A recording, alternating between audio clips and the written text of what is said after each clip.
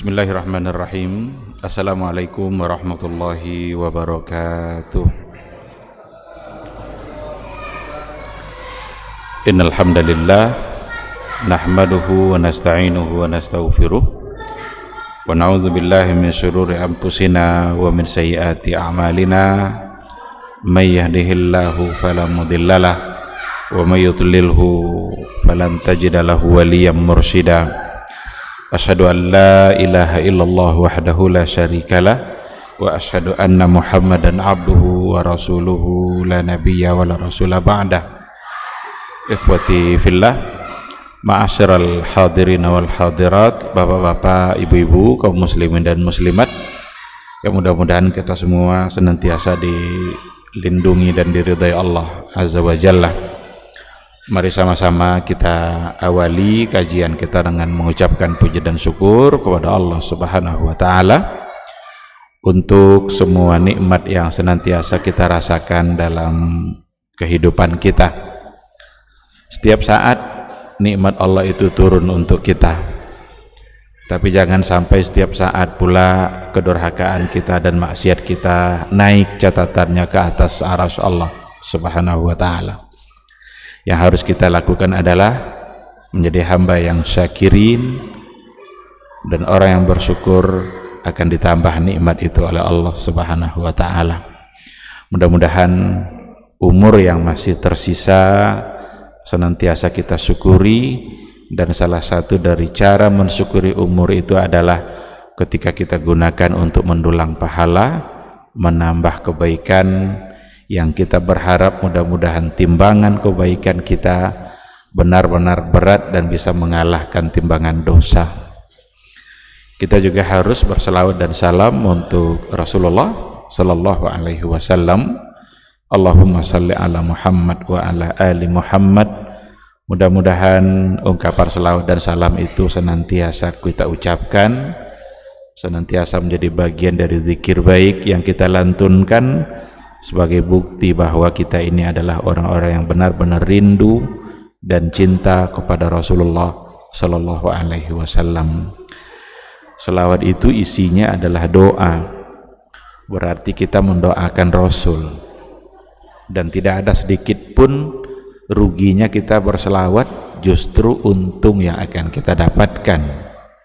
Karena satu kali kita berselawat untuk Rasul, maka dibalas oleh Allah sebanyak 10 kali.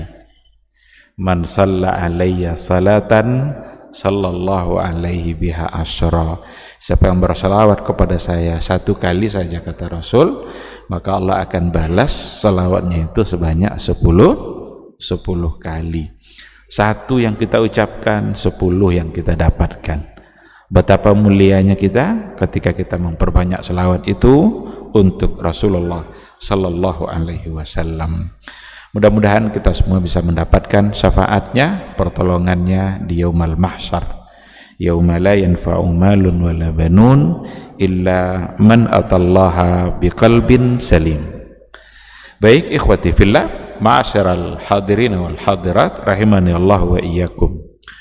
Kembali pada maghrib ini kita akan melanjutkan kajian terkait dengan sirah nabawiyah, mencoba untuk membaca perjalanan sejarah kehidupan Rasulullah sallallahu alaihi wasallam. Setelah kita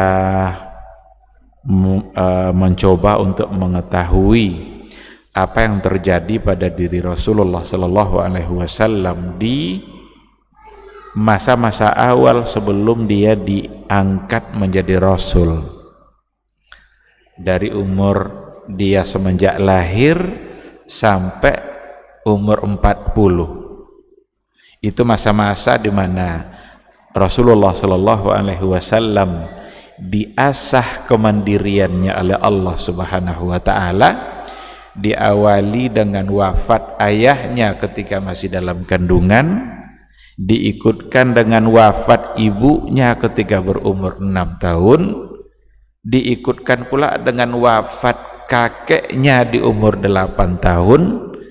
Ini semua adalah ternyata sesuatu yang membuat Rasul itu benar-benar mandiri dalam menghadapi persoalan kehidupan. karena semuanya dia bisa lakukan, dan itu sudah kita sampaikan apa saja kira-kira yang dilakukan oleh Nabi, mulai dia mengembala kambing, mendapatkan upah dari orang-orang Mekah yang punya kambing yang digembalakannya. Nabi disibukkan oleh hal-hal yang seperti itu. Ikut juga dia berdagang. Itu kan semua adalah bentuk-bentuk dari persoalan kehidupan yang Nabi sendiri padahal dari segi umur terhitung masih kecil, umur belasan tahun. Jarang-jarangnya kita lihat orang yang masih umur kecil seperti itu, apalagi kalau hari ini. Nah, tetapi Rasulullah Shallallahu Alaihi Wasallam ternyata itu hikmah yang luar biasa oleh Allah, karena nanti pada waktunya dia akan diangkat menjadi Rasul. Inilah yang akan kita coba bahas pada maghrib kali ini, detik-detik saat-saat di mana Nabi dideklarasikan sebagai seorang Rasul. Ketika Nabi berumur 40 tahun, sudah mulai diperlihatkan kepada beliau banyak hal yang sebagai an-nubuwah. Itu ketika beliau berumur 40 tahun. Di antaranya adalah ada batu yang mengucapkan salam kepada beliau. Batu mengucapkan salam, coba. Ada pohon-pohon kayu yang mengucapkan salam. Lalu kemudian Nabi itu bermimpi dan mimpinya selalu benar. Dikatakan oleh Aisyah, awwalu ma budi'a bihi Rasulullah sallallahu alaihi wasallam minal wahyi ar-ru'ya as-salihah. Yang pertama, awwalu ma budi'a, dimulai proses wahyu kepada Nabi itu adalah, kata Aisyah, ar-ru'ya as-salihah fin naum. Itu ada mimpi-mimpi baik yang dilihat oleh Nabi pada saat dia tidur. Fakana la yara ru'ya illa ja'at mithlu falakis subhi. Dia tidak melihat sesuatu dalam mimpinya kecuali itu menjadi kenyataan, terang adanya, dilihat yang sebenarnya di pagi hari oleh Rasulullah sallallahu alaihi wasallam. Itu yang terjadi pada diri Nabi. Maka kalau Nabi itu bermimpi, memang mimpi Nabi itu adalah mimpi yang benar. Bahkan satu-satunya mimpi yang bisa dijadikan sumber hukum hanyalah mimpi Nabi. Seperti Nabi Ibrahim yang mendapatkan perintah menyembelih Ismail itu kan lewat mimpi. Jadi kalau mimpi Nabi adalah mimpi yang benar, diistilahkan dengan ar-ru'ya as-salihah atau ar-ru'ya as-sadiqah. Melihat seringnya dialami oleh Nabi seperti itu, sampai-sampai dia sendiri bertanya-tanya, ini ada apa sebenarnya ini? Dia bertanya kepada Khadijah yang sudah menjadi istrinya. Kata Rasul begini, hal junintu, ini saya ini udah gila atau apa ini? Karena melihat banyak hal-hal yang aneh dilihat pada mimpi, tapi ternyata menjadi kenyataan di siang hari. Khadijah lah orang yang selalu memberikan kabar gembira kepada Nabi. Katanya, la kallah, tidak mungkin kamu sampai seperti itu, karena kamu adalah orang yang baik.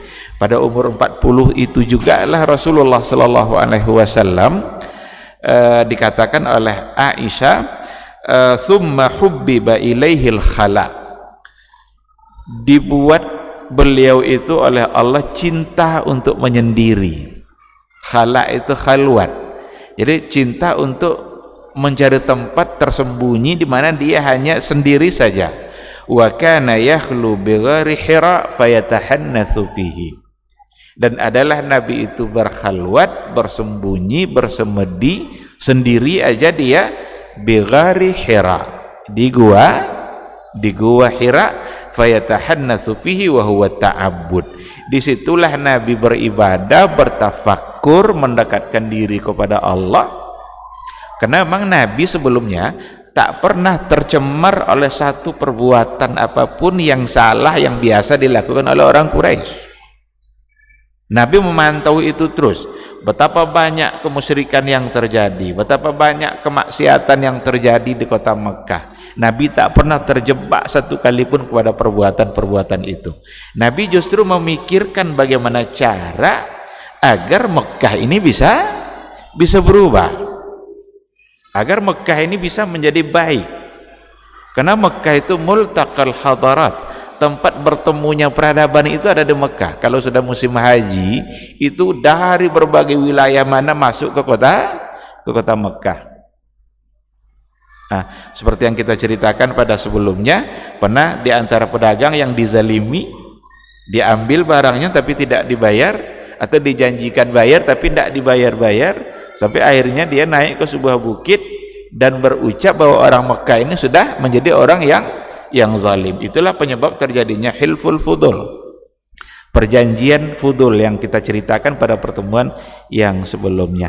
Nah, ketika beliau berpikir seperti itulah hubbiba ilaihil khala, dibuat dia cinta dan suka untuk menyendiri. Dan yang menjadi pilihan Rasulullah sallallahu alaihi wasallam, tempat dia bertahanus itu atau berta'abbud itu adalah gua Hira. Itu ketika beliau sudah berumur 40 tahun. Dibawanya bekal, disiapkan bekalnya oleh Khadijah, lalu dia pergi menyendiri. Nanti kalau bekalnya habis dia pulang lagi. Ketika pulang ambil lagi bekalnya, bawa lagi.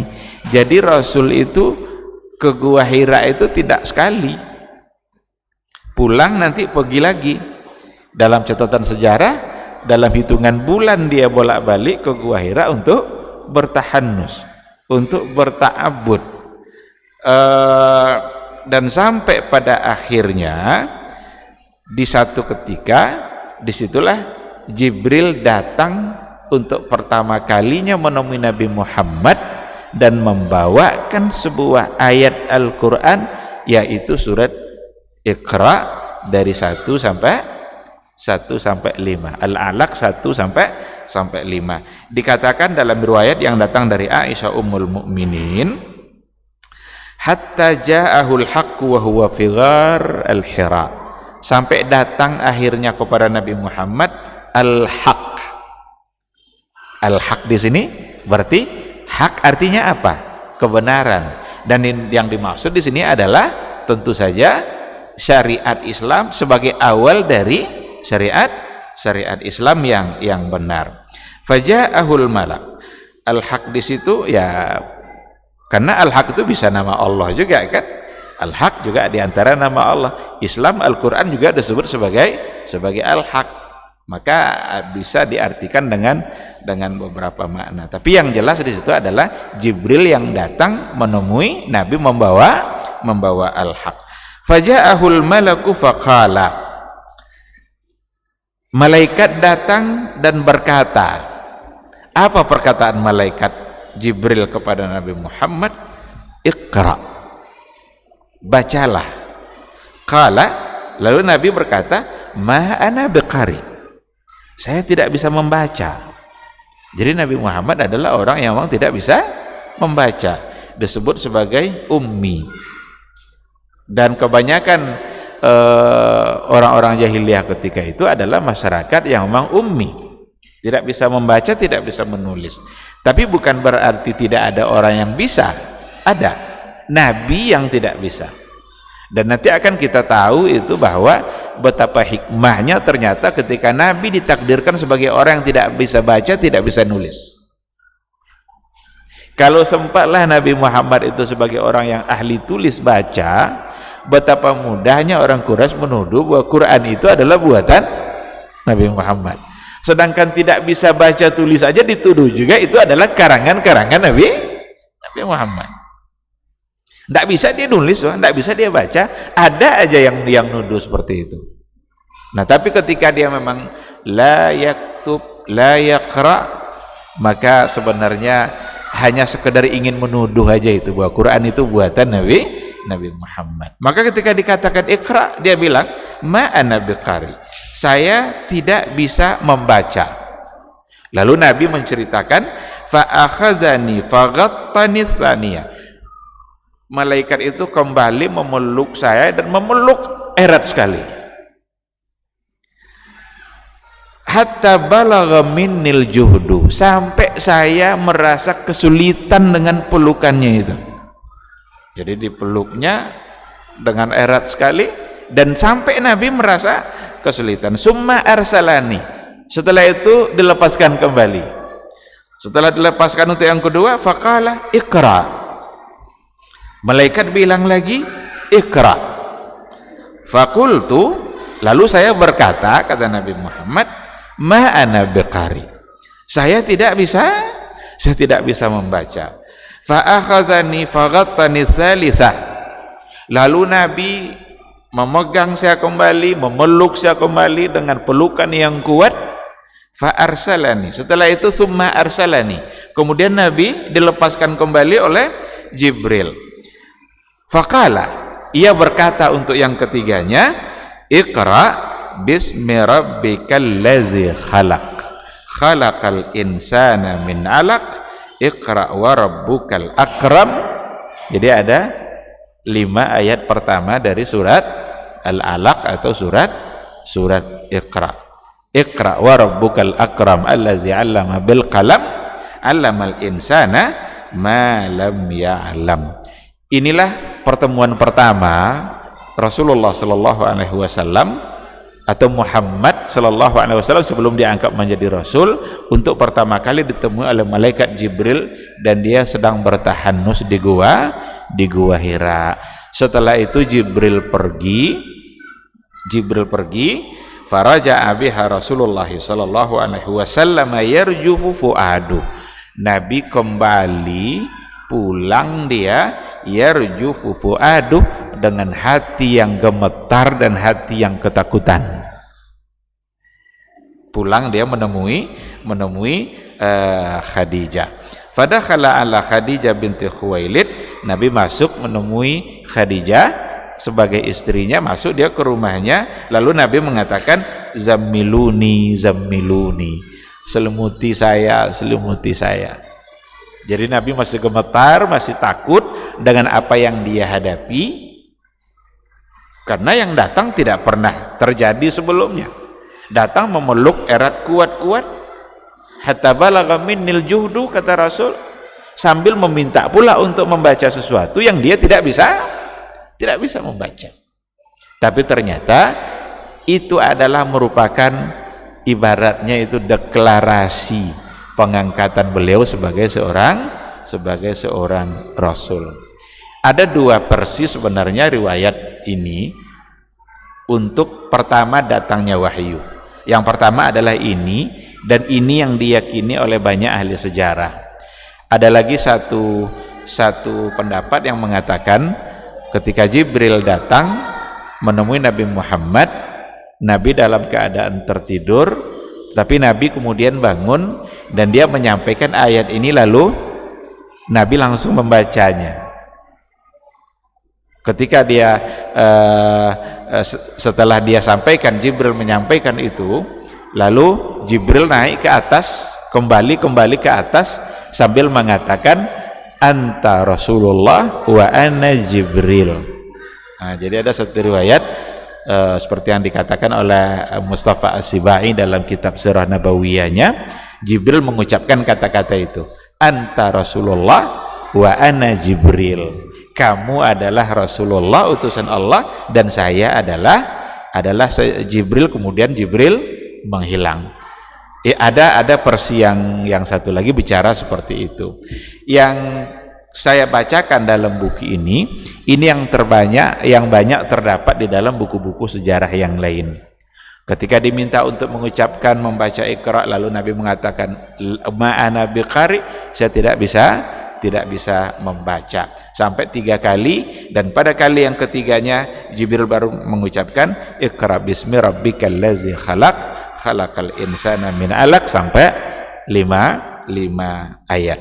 Terlepas dari perbedaan sejarah itu, yang jelas Nabi ketika itu mulai merasakan ketakutan dan dia pulang menemui Khadijah sambil mengatakan zammiluni, maka ditenangkanlah Nabi Muhammad itu oleh istrinya yang bernama Khadijah diselimuti, dibiarkan dulu Nabi itu beristirahat.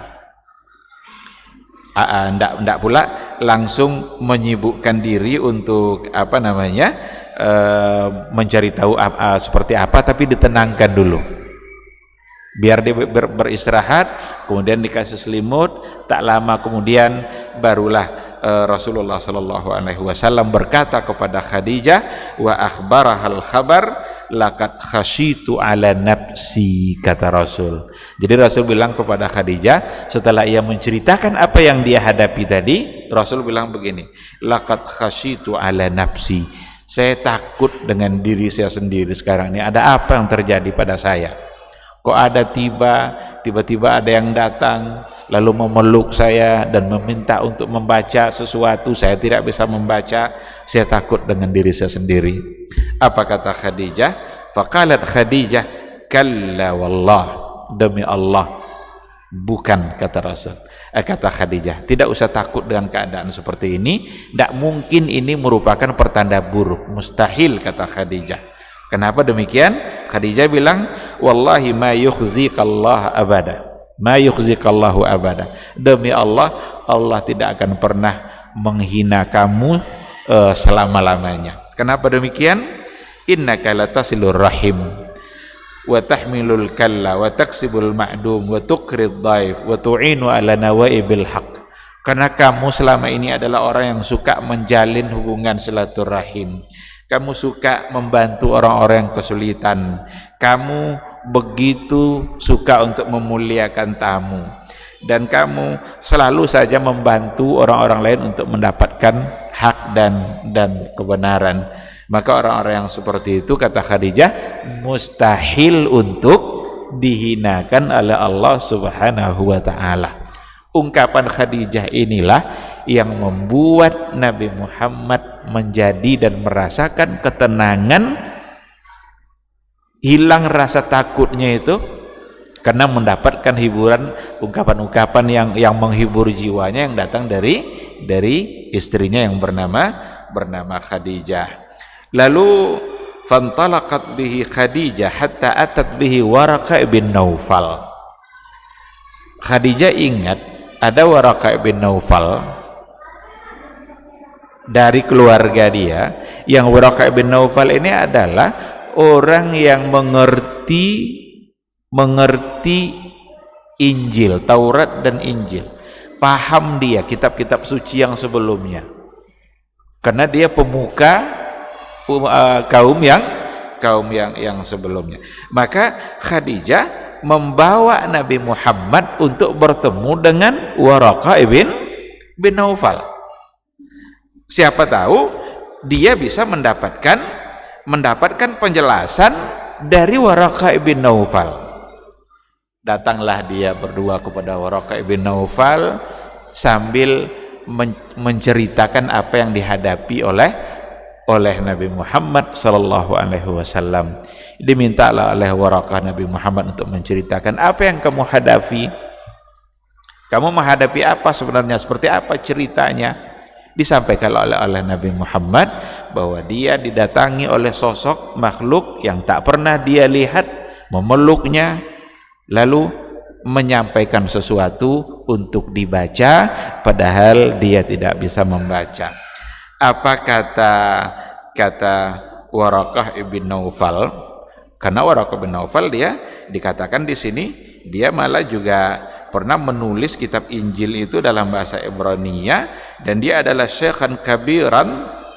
Dia adalah seorang yang sudah tua, sangat senior, dia dihormati dan dia mengerti dengan kitab Taurat dan Injil. Lalu kata Waraqah bin Naufal,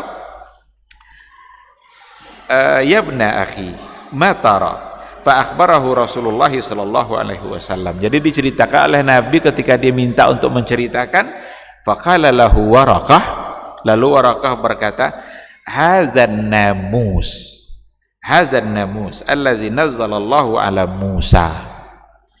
Yang datang menemui kamu itu adalah namus. Namus itu maksudnya adalah Jibril. Yang datang itu sebenarnya adalah Jibril allazi nazzalallahu ala Musa, yang juga dulu diturunkan oleh Allah untuk membawa wahyu kepada Nabi Musa. Lalu kata Waraqah, ya laitani fiha jazaan, laitani akunu hayyan. Jadi kalau seandainya saya masih hidup nanti dan saya itu masih kuat, saya akan bantu kamu ketika mereka mengusir kamu dari Mekah ini. Kagetlah Nabi mendengarkan itu. Seandainya nanti kamu sudah menyebarkan syariat ini dan saya masih hidup dan kuat, saya akan bantu kamu untuk menghalangi mereka agar mereka tidak mengeluarkan kamu dari Mekah ini. Lalu kata Nabi Muhammad sallallahu alaihi wasallam, awa mukhrijiyahum, apakah mereka itu nanti akan mengusir saya? Jadi kalau nanti saya sampaikan ini, saya menjadi rasul, sampaikan agama ini, apakah mereka akan mengusir saya? Qala na'am. Waraqah berkata, iya, mereka akan mengusir kamu. Lam ya'ti rajulun qad bimithli ma ji'ta bihi illa udi.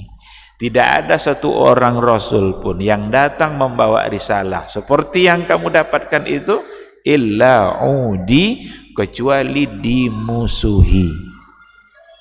Pasti akan dimusuhi karena dia mendatangkan sesuatu yang baru, yang berbeda nanti dengan apa yang diyakini oleh mereka-mereka yang hidup pada masa itu. Jadi sudah ada sebenarnya gambaran oleh Nabi dari Waraqah apa yang akan dia dapatkan nanti, apa yang akan dia alami dalam menyebarkan syariat ini. Cuma Waraqah berjanji, kalaulah nanti saya masih hidup pada waktu itu, pada waktu mereka usir kami itu, saya masih hidup dan kuat, saya akan ansuruka nazran muazzara, saya akan benar-benar bantu kamu nanti sekuat tenaga. Akan tetapi tak berselang lama setelah cerita itu, ternyata Waraqah bin Naufal wafat. Jadi cerita orang-orang yang diperlukan Nabi wafat ini seringkali sebenarnya. Ayahnya wafat, ibunya wafat, datuknya wafat. Ternyata Waraqah bin Naufal juga tidak lama setelah memberikan kabar seperti tadi juga wafat. Padahal dia sudah bilang bahwa sesungguhnya nanti kalau saya masih hidup pada masa itu, saya akan bantu kamu sekuat tenaga. Dan itu artinya bahwa sesungguhnya dakwah Nabi itu benar-benar hanya akan ditolong dan dibantu oleh Allah Subhanahu wa ta'ala. Allah lah yang akan menolong Nabi Muhammad dalam setiap langkah-langkah dakwahnya. Dalam kehidupan kita juga sebenarnya seperti itu. Ada sebuah ungkapan kalau nggak salah dari Imam Syafi'i, kalau tidak salah, seandainya kalian menghadapi satu kesulitan lalu tidak ada satupun orang yang mau membantu, ketahuilah katanya, sesungguhnya Allah ingin menolong kamu secara sendiri. Jadi jangan merasa sedih ketika orang tidak lagi ada yang mau bantu kita. Udah serahkan kepada Allah, dan Allah lah sebaik-baik penolong, Allah lah sebaik-baik pembantu. Tidak ada yang akan lebih baik kita dapatkan dari bantuan dan pertolongan yang diberikan oleh Allah Subhanahu wa ta'ala. Oleh karena itu, jangan pernah putus berharap kepada Allah, meskipun semua orang mengabaikan kita, semua orang tidak mau menolong kita saat kesulitan. Menghadaplah kepada Allah, karena Allah ingin sendiri dia dalam menyelesaikan masalah kita. Nah, ternyata dakwanya Rasulullah Shallallahu Alaihi Wasallam ketika dijanjikan akan dibantu oleh Waraqah pun selang beberapa lama, tidak lama setelah itu dia pun wafat dan tidak bisa jadi membantu Rasul ketika Rasul diusir oleh kaumnya. Tapi yang jelas, pelajaran yang luar biasa yang didapatkan oleh Nabi Muhammad dengan pertemuannya bersama Waraqah, bahwa apa yang akan dibawanya bukanlah sesuatu yang mudah untuk diterima oleh masyarakat Mekah ketika itu. Bahkan justru sebaliknya, yang akan didapatkan oleh Nabi adalah ancaman demi ancaman, bahkan akan sampai diusir dari Mekah sendiri. Dan ternyata terbukti kan. Nanti akan kita lihat itu beberapa kali hijrah yang dilakukan. Ada hijrah ke Habasyah, ada hijrah ke Taif, sampai pada akhirnya nanti ada hijrah ke Madinah. Karena Nabi memikirkan terus bagaimana bisa sahabat-sahabatnya bisa selamat, bisa terhindar dari berbagai macam ancaman. Dipikirkan tempat di mana mereka bisa aman dalam menjalankan agama. Baik, jadi apa yang kita baca riwayat yang tadi itu adalah riwayat yang menceritakan detik-detik awal bagaimana Nabi Muhammad SAW diangkat menjadi Rasul. Ada dua versi memang. Yang versi kedua langsung Jibril mengatakan anta Rasulullah wa ana Jibril. Tapi yang versi yang ada dalam buku ini, dan itu yang lebih banyak dalam catatan sejarah para ulama, Jibril tidak mengatakan itu, tetapi dipahami oleh Nabi Muhammad dari apa yang diungkapkan oleh Waraqah ibn Naufal.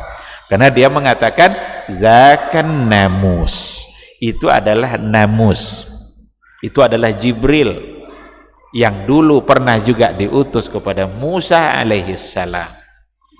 Dan tidak seorang pun yang membawa syariat seperti yang kamu bawa itu, kecuali dia akan dimusuhi. Dari situlah Nabi mengerti bahwa dia didatangi oleh Jibril dan dia adalah seorang utusan Allah Subhanahu wa ta'ala. Mari kita lihat beberapa pelajaran yang bisa kita ambil dari cerita yang tadi itu. Yang pertama sekali adalah ketika dimulai dengan mimpi-mimpi baik, mimpi-mimpi benar, yang memang ternyata itu adalah salah satu dari bentuk mimpi yang akan ada pada manusia. Tapi kalau untuk Nabi itu ru'ya salihah, bahkan bisa ru'ya itu menjadi wahyu. Untuk kita, bagaimana dengan kita kalau bermimpi? Ada riwayat yang mengatakan ru'ya salasah. Mimpi itu ada 3 kemungkinan. Yang pertama adalah ru'ya as-salihah, wa hiya juz'un min ajza'in nubuwah. Jadi yang pertama itu adalah ru'ya salihah, mimpi yang baik. Jadi mungkin saja kita mengalami sebuah mimpi dan mimpi itu menjadi sebuah kenyataan. Mungkin itu. Seperti yang dialami dalam satu riwayat, dikatakan Imam Syafi'i itu pernah mengalami sebuah mimpi di mana mimpinya itu dia melihat Imam Ahmad itu disiksa. Ada disampaikan dalam sebuah riwayat seperti itu. Dikisahkan Imam Syafi'i pernah bermimpi di mana mimpinya adalah melihat Imam Ahmad disiksa, dan ternyata memang itu terjadi, ya kan? Dan ketika diceritakan itu kepada Imam Ahmad, mimpi yang baik dan benar seperti itu tujuannya agar bersiap-siap untuk menghadapi hal yang seperti itu. Tetapi ada nanti mimpi itu yang tahzin minasyaitan, itu sesuatu yang datang dari syaitan, mimpi-mimpi buruk. Maka Rasulullah SAW melarang kalau seandainya mimpi buruk jangan ceritakan kepada siapapun. Itu adalah sesuatu yang datang dari syaitan. Maka tinggal kita diminta untuk mengucapkan a'udzubillah. Ada yang diajarkan oleh Rasulullah SAW. Kalau kita bermimpi buruk, maka berta'awuzlah, ucapkan a'udzubillah, lalu ucapkan astagfirullah 3 kali, lalu meludah ke kiri. Dan jangan diceritakan kepada siapapun. Tidak perlu untuk diceritakan. Nah, dengan beristighfar tadi mudah-mudahan kita lupa dengan apa yang yang terjadi. Karena kalau seandainya mimpi buruk itu untuk diingat-ingat terus, itu akan berpengaruh nanti pada kehidupan kita. Itu membuat kita menjadi tidak tenang. Tapi beristighfarlah, ucapkan auzubillah, meludah ke kiri, dan mudah-mudahan itu membuat kita menjadi lupa. Nah, tapi ada yang ketiga, bentuk yang ketiga, mimpi itu adalah matuwaswisu bihi nafsu, sesuatu yang datang dikarenakan oleh pikiran-pikiran yang muncul terlintas dalam benaknya sebelum tidur. Ada orang kadang mikir bayar utang terus sampai terbawa mimpi, atau mikirnya terus gimana bisa beli mobil, mimpi dia naik mobil mewah saat tidur. Itu matuwaswisu bihi nafsu. Itu yang ketiga, mimpi di mana itu adalah bisikan-bisikan hati seseorang yang terlintas sebelum dia tidur. Jadi ada 3 kemungkinan terjadi mimpi. Ada yang ru'ya salihah, ada ru'ya mimpi yang datang dari syaitan, mimpi-mimpi buruk, dan ada mimpi yang ternyata bawaan dari pikiran-pikiran kita sebelum kita tidur. Yang terjadi pada Nabi itu semuanya adalah ru'ya as-salihah. Ru'ya salihah. Kalau kita bacalah riwayat-riwayat yang bercerita tentang mimpi Nabi, bagus juga sebenarnya itu kalau dikumpulkan. Itu ada banyak riwayat yang bercerita tentang mimpi-mimpi Nabi, dan ternyata itu adalah petunjuk dan itu benar. Apa di antaranya? Di antara yang pernah saya baca tentang mimpi Rasul itu, beliau dalam mimpinya masuk surga dan melihat satu istana. Lalu dia bertanya, ini istana ini untuk siapa? Istana ini untuk siapa? Dijawablah oleh malaikat, itu adalah untuk Umar. Untuk Umar ibnul Khattab. Itu ada dalam mimpi Nabi. Dan kalau Nabi yang bermimpi seperti itu, maka itu akan menjadi sebuah kepastian. Dan disampaikan itu oleh Rasul kepada ini. Bahkan ada satu ditambah dalam riwayat yang berbeda, kisah mimpi Nabi tadi itu, ia melihat seorang perempuan yang berwudu. Berwudu di sini dalam artian adalah bersih-bersih, membersihkan dirinya. Karena perintah wudu tidak ada lagi di surga kan, karena tidak ada lagi taklif kan. Surga kan bukan tempat taklif, tapi tempat di mana kita mendapatkan balasan. Lalu dia ada di samping istana yang dilihat tadi. Nanya lagi Rasul, itu yang perempuan itu untuk siapa? Lagi-lagi untuk Umar. Ketika Nabi melihatnya, tapi Nabi berpaling, karena saya tahu Umar itu adalah orang yang sangat pencemburu. Diceritakan kepada Umar, ya Rasulullah, apakah saya pantas untuk cemburu kepada kamu? Tapi Umar mendengarkan berita itu menangis dia, karena ini adalah ibaratnya jaminan bahwa Umar masuk surga. Nah, jadi ada diceritakan seperti itu dalam riwayat tentang mimpinya Rasulullah Shallallahu Alaihi Wasallam. Dan ru'ya al-anbiya, mimpinya para nabi itu memang adalah sebagai wahyu, sama seperti yang tadi itu, yang Nabi Ibrahim bermimpi diperintahkan menyembelih Nabi Ismail. Nabi melaksanakan apa yang dilihatnya pada mimpi itu. Karena falamma balagha ma'ahu sa'ya qala ya bunayya inni ara fil manami anni azbahu. Saya melihat pada mimpi saya diperintahkan kamu agar menyembelih kamu. Saya lihat dalam mimpi saya menyembelih kamu. Berarti dipahami itu sebagai perintah untuk menyembelih. Nah, tetapi bagi manusia selain Nabi tentu tidak. Karena itu hanya pada Rasulullah Shallallahu Alaihi Wasallam. Ada juga yang perlu untuk diberikan penjelasan. Bagaimana dengan kalau seseorang bermimpi ketemu Nabi? Apakah ada kemungkinan? Jawabannya mungkin. Karena ada riwayat, ada hadis yang bilang man ra'ani fil manam faqad ra'ani fa inna syaitana la yatamatsalu bi. Siapa yang melihat saya dalam mimpinya berarti dia benar melihat saya, karena syaitan tidak bisa menyerupai saya. Cuma kadang-kadang banyak pula orang ngaku-ngaku mimpi melihat Nabi. Nah, kalau ditanya seperti apa yang dilihat, ada yang tidak bisa menceritakan, ada yang bisa menceritakan tapi jauh dari sifat-sifat yang ada pada diri Rasulullah Sallallahu Alaihi Wasallam. Maka para ulama dahulu seperti Imam Ahmad itu diceritakan dia pernah bermimpi melihat Rasulullah Sallallahu Alaihi Wasallam, karena memang ada hadisnya. Meskipun ada sebahagian di antara ulama yang mengatakan kemungkinan mimpi tadi itu adalah untuk sahabat, karena sahabatlah yang paling tahu siapa itu Rasul.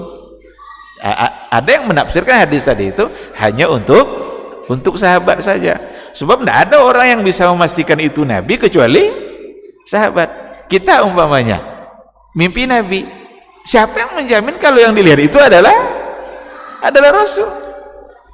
Nah, tetapi ini pemahaman oleh sebagian yang lain mengatakan ada, karena para ulama melalui syama'ilnya, melalui sifat-sifat dan ciri-cirinya bisa diketahui seperti apa Rasulullah Sallallahu Alaihi Wasallam. Dan satu hal yang juga perlu sebenarnya diwaspadai ya, ketika ada orang-orang yang mengaku-ngaku ketemu dengan Rasul dan mengaku-ngaku pula diberikan amalan-amalan tertentu oleh Nabi kepada dia. Ini mulai kita harus berhati-hati, karena ini sesuatu yang nampaknya tidak dapat diterima. Kenapa demikian? Karena syariat yang disampaikan Nabi itu sudah sempurna, maka mustahil Nabi akan menyampaikan sesuatu yang baru, apalagi melalui mimpi kepada orang-orang yang hidup pada hari ini. Ini berhati-hati betul dengan orang-orang yang mengaku-ngaku seperti itu. Nah, ada dari kelompok-kelompok sufi yang kadang-kadang dengan alasan cintanya kepada Nabi, bahkan lebih parah lagi, mereka mengaku-ngaku bisa ketemu Nabi saat sadar Nabi datang menemui dia. Ini mustahil. Ini tidak mungkin bisa diterima, karena Nabi itu sudah wafat. Ketemu dalam keadaan sadar seperti ini mustahil. Hanya kemungkinan ada dalam mimpi. Itu pun belum bisa dipastikan apakah benar-benar yang dilihatnya itu adalah Rasulullah Sallallahu Alaihi Wasallam. Baik ikhwati fillah, jadi itu pelajaran yang pertama terkait dengan awal mulanya wahyu. Sebelum Nabi bertahanus, dia sering melihat mimpi-mimpi yang ternyata menjadi kenyataan dalam kehidupannya. Kita tambah satu saja sebelum azan, bahwa ketika Nabi Muhammad ketakutan dengan datangnya Jibril, itu menandakan bahwa Nabi itu tidak sengaja mencari-cari. Karena ada kadang orang sengaja mencari-cari sesuatu untuk dibawa. Sekarang enggak, dia hanya pergi bertahanus, berta'abbud, berfikir untuk merubah keadaan Mekah. Kalaulah Nabi sengaja mencari, dia tidak akan takut. Iya kan? Kalau ini rupanya yang saya cari, tidak mesti dia takut. Tapi sekarang dia punya ketakutan yang luar biasa, menggigil dia, gemetar dia, minta diselimutin kepada Khadijah. Dan itu menggambarkan bahwa Rasulullah Sallallahu Alaihi Wasallam bukanlah sengaja mencari-cari posisi agar dia menjadi Rasul, tapi dia benar-benar diangkat untuk menjadi seorang Rasul oleh Allah Subhanahu Wa Taala melalui ayat yang pertama tadi diturunkan. Maka Iqra itu merupakan deklarasi pengangkatan Rasulullah Nabi Muhammad sebagai seorang utusan Allah Subhanahu wa ta'ala. Ketika sudah turun ayat yang pertama ini, berapa lama dulu tidak turun? Baru kemudian ketika Nabi sudah mulai ragu, kok tidak datang lagi ini, sudah mulai ada kerinduan lagi untuk ketemu dengan yang ditakuti kemarin. Tapi ketika kerinduan itu ada, barulah turun lagi ya, ayat yang kedua, yang insya Allah nanti kita sambung pada pertemuan yang berikutnya. Mudah-mudahan apa yang kita baca pada maghrib ini bisa menjadi ilmu bagi kita, bisa menjadi paham kita dengan sejarah pengangkatan Nabi, yang mudah-mudahan kita semakin mencintai beliau. Amin, amin ya rabbal alamin. Demikian, terima kasih. Subhanakallahumma bihamdika asyhadu an la ilaha illa anta astaghfiruka wa atubu ilaik. Wassalamualaikum warahmatullahi wabarakatuh. Ketahuilah bahwa ketika kita mengikuti sebuah majelis ilmu, itu sesungguhnya Allah sedang memberikan kepada kita sekian banyak fadilah dan keutamaannya. Karena sungguh sangat mulia orang-orang yang berada di majelis ilmu. Orang-orang yang berada di majelis ilmu adalah orang-orang yang akan dimudahkan baginya jalan menuju surga Allah. Dalam hadis dikatakan oleh Rasulullah sallallahu alaihi wasallam, "Man salaka tariqan yaltamisu fihi ilman, sahalallahu lahu tariqan ilal jannah." Barang siapa yang menempuh satu jalan di mana tujuannya adalah untuk mendapatkan ilmu, maka Allah akan mudahkan baginya jalan menuju surga. Surga itu perlu iman, dan mendapatkan surga itu perlu ilmu. Maka di majelis ilmu lah kita bisa menumbuhkan iman kita, dan di majelis ilmu lah kita bisa mendapatkan ilmu pengetahuan. Maka sering-seringlah menghadiri majelis yang bisa menambah iman kita dan juga bisa menambah ilmu, agar surga Allah itu benar-benar semakin dekat dengan kita bersama.